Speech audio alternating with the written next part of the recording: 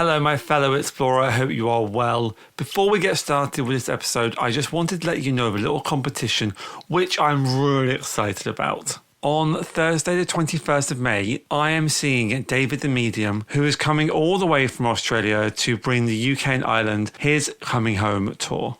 I'm seeing him at Birmingham Town Hall in the UK, and I have got a spare ticket and I want to take one of my wonderful explorers with me. By the time that this episode goes out, you will have 4 days to enter the competition for a chance to win a ticket with me to go and see David the Medium in Birmingham. If you are interested, if you are in the UK and can make it to Birmingham on the 21st of May for 8 p.m, all you have to do is follow me on whatever platform you're on, whether that is Spotify, YouTube, Facebook, Instagram, or TikTok. And on whatever platform you prefer, tell me in the comments of a time when you felt your loved ones in spirit around you. That's all you've got to do. Follow and let me know. I will put all entries into a draw and I will randomly select one lucky winner on Sunday the 10th of May. Terms and conditions can be found in my link tree and I will link that in the show notes. So good luck. For the moment, let's get back to this episode.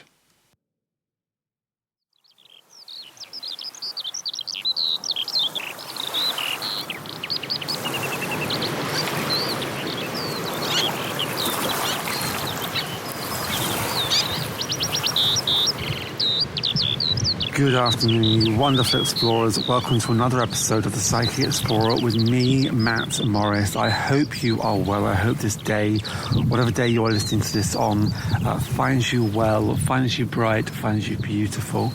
I am sat on a beach. Well, I'm actually sat behind some sand dunes because I felt called to visit today. I've had the past couple of days off because of a bad back. I think it's a bit of an occupational hazard. I've had this a couple of times over the past year or so where my lower back just gives way and I hobble around like an old man. I know I'm in my 40s now, but still I feel I'm a little bit too young to use a stick, although some of the themes I've had over the past couple of days, I could really have used a stick to help me get around. And I woke up today and I thought, I feel so much better. I feel like I can move and walk without, my vertebrae reverberating up my back in painful shards. So I thought, I'm going to come to the beach.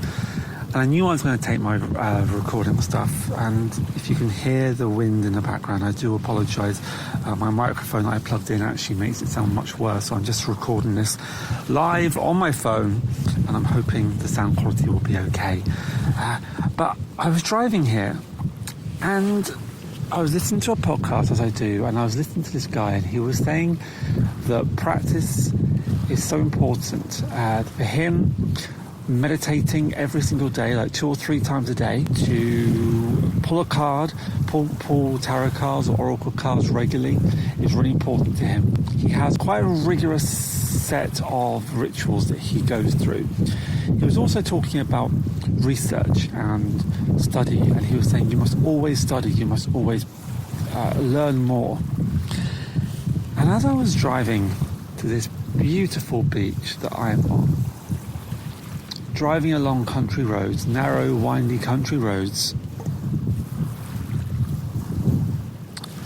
I thought, I don't do any of this. And the thought struck me, am I a bad psychic or just a lazy one? I really want you to help me out on this one. I would love some feedback.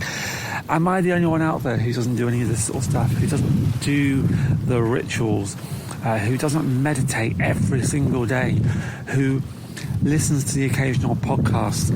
But I'm such a bad, lazy reader. Like, I listen to a couple of shows and they're always recommending new books, and I love reading, but I really need to be in the mood for it, and I'm very rarely in the mood for it.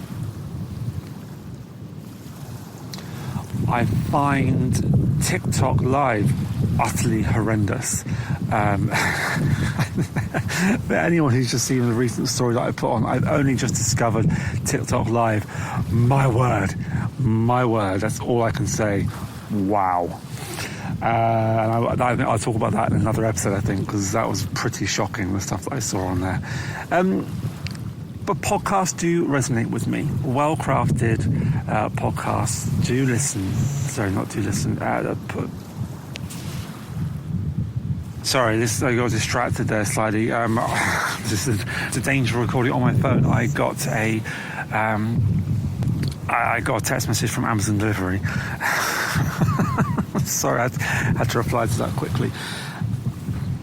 Now, what do I mean by lazy? I don't mean that as a criticism. I don't mean that to say that I don't care, that I am not fussed, I'm nonchalant about this. I think the fact that I put these episodes out every 2 weeks shows that this is a big part of my life, that I go to circles regularly, shows I am committed to this. But I have to be honest, I maybe don't put as much effort into this as possible. But then I also need to remember that, well, I'm living a life, I'm human, and I've said this many a time before. You know, we are here to live lives, we are here to have lifey lives, and we're here to be human. We are human. So what does my practice actually look like? So every Wednesday I go to Nicola Gigi's circle. She was on episode 12, I believe it was. I thoroughly recommend you go back and listen to episode 12 with Nicola Gigi. She talks about circle, she talks about her development, and how what's striking as well is how everyone's development is different. She found a mentor and she stuck with that mentor for I think it was 10, 15 years before she even stepped into a circle. So every Wednesday I go to her circle. Most Sundays I try and go to Dana Willey's City in the Power meditation. And there's also another online open circle that I try to do at least once a week. I try and get on a few more if I have a week like I have this week, where I've been off ill, or I've been off or I'm not working, been rained off maybe. And that is the Higher House Circle. That can be found on Facebook. It's a good space to practice because there are people from all over the world there. Apart from that, that's about it. I don't meditate very often. I try and squeeze in a meditation before I go to bed once or twice a week, but I invariably fall asleep, and my other half comes to bed, phones me with my headphones on, slack-jawed, asleep, sitting up on the bed with a bit, maybe a bit of drool coming out of my mouth. There you go, a bit of a mental image for you to try and erase. Do I read? No, not really. I really wish I did. I've got several books on the psychic and mediumship work and spirituality. Do I read them? No, I don't. Do I listen to podcasts? Yes, that is something I do. I regularly listen to many podcasts. Apart from that, though, I don't really do much else. You see these online, though, and I listen to people, and you'd be forgiven for thinking they were constantly plugged in, they were constantly meditating, they were constantly reading, they were constantly practicing, and I just don't think it's realistic, if I'm honest. There does seem to be this pressure, and whether this pressure is self-imposed, which I've spoken about many times before, or whether you feel this pressure as well, that we as practitioners, practitioners, straight away I use that word and I pause, saying, well, I'm not giving people paid readings. I'm not someone who goes out there and does this for a living. So am I a practitioner? Well, yes, I am. And so are you. If you are practicing any form of spirituality, then you are a practitioner as well. And I implore you to give yourself that permission to say that. But as I'm listening to this podcast on the way to this beach today, there is a sense of, I'm not good enough. I'm doing it wrong. Because this person has their podcast and they're telling me that they do it in a certain way, and if I need to improve, if I want to improve, I've got to do it in a certain way. And that's not healthy, is it? It's really not. forcing you to practice in a certain way, encouraging you to practice in a certain way, because no one's forcing anyone to do anything, but encouraging you, framing things in a way that if you don't do this, then X, Y, and Z is not going to happen. That's not healthy, that's not good. This needs to be natural. Everyone is different. Everyone practices in a different way. I read people in a different way to how you might read people. Your practice is going to be very vastly different to mine. And that's okay, because forcing your practice down a route that is not natural to you is only going to, I suspect, is only going to delay your development, is only going to make you feel more rigid, is going to make you feel uncomfortable. And as uncomfortable as sometimes this work is, especially when you get no's, especially when you feel like you're falling flat on your face, you need to deep down have the confidence to know that you're doing it your way.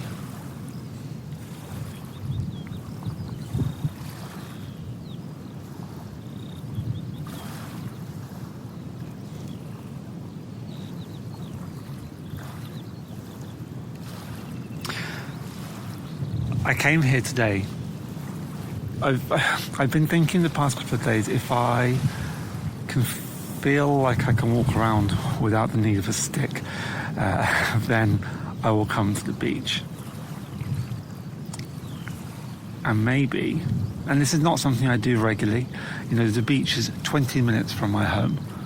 I very rarely come here, and if I normally come here in the winter, because in the summer it is jam-packed full of tourists. So I avoid it like the plague. But I've come here today on this April spring day. Hopefully you can hear the birds in the background singing, the waves in the background crashing against the beach. And I'll post some pictures on my Instagram.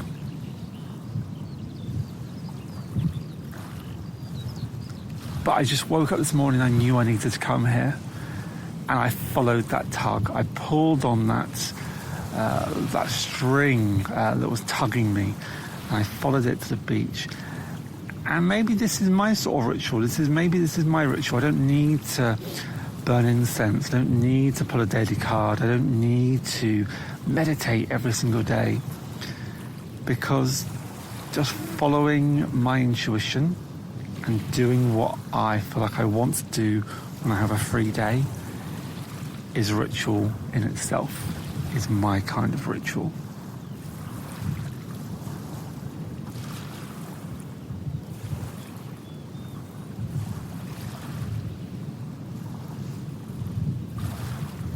I wonder if I'm slightly lazy, because I'm also a massive procrastinator. I'm the world's biggest procrastinator. If a bill needs paying, a credit card, whatever it might be, I will put it off and put it off and put it off and put it off until the very last minute that I have to. And even then, I've been known to still put it off.